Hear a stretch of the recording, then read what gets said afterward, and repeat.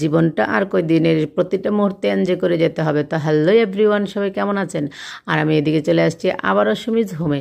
আপনারা নিশ্চয়ই ভাবছেন আমি সুমির বাড়িটা একদম ছাড়ছি না কেন, কিভাবে ছাড়ি বলুন?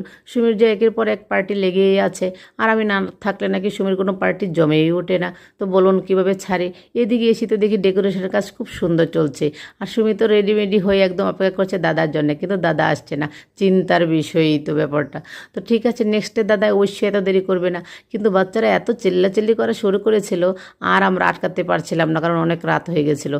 তারপর ভাবলাম ঠিক আছে তাহলে কেক নিয়ে আসো। আর কেকের কালার দেখে তো বাচ্চারা একদম পাগল হয়ে গেল, বলল যে এখনই যেন তাদেরকে একটু একটু করে চকলেট দিয়ে দিই। কিন্তু এটা কি সম্ভব? বললাম বাবুরা একটু দাঁড়াও, এখনই কেক কাটা হবে আর তোমরা সবাই চপ চপ চপাচপ করে খেয়ে নেবা। তো এদিকে 6th সেলিব্রেশন হচ্ছে। Happy birthday to you, happy birthday to you Joyce. Joyce তো ভীষণ খুশি হয়েছে, আর বাচ্চারা তো দেখতেই পাচ্ছেন কতটা খুশি। তো এখানে 6th সেলিব্রেশন হচ্ছে, ও 7-এ পা দিবে। আপনারা সবাই আশীর্বাদ আর দোয়া করবেন জয়েস বাবুটার জন্যে। যাই হোক বন্ধুরা, এখন তাড়াতাড়ি করে সবাইকে কেক খাওয়ানো হচ্ছে, কারণ বাচ্চারা যে পাগল হয়ে গেছিলো কেক দেখার পরে।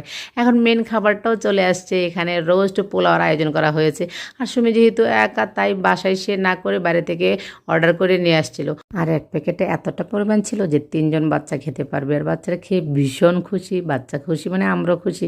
যদিও আমি নিরামিষ ছিলাম, খেতে পারি নাই, কিন্তু অনেক মজা করেছি। তো বন্ধুরা, এদিকে দেখা যাচ্ছে দাদাও চলে আসছে, আর সুমির ইচ্ছা পূরণ হয়ে গেল।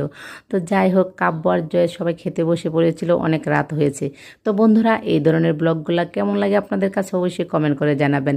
টাটা, ভালো।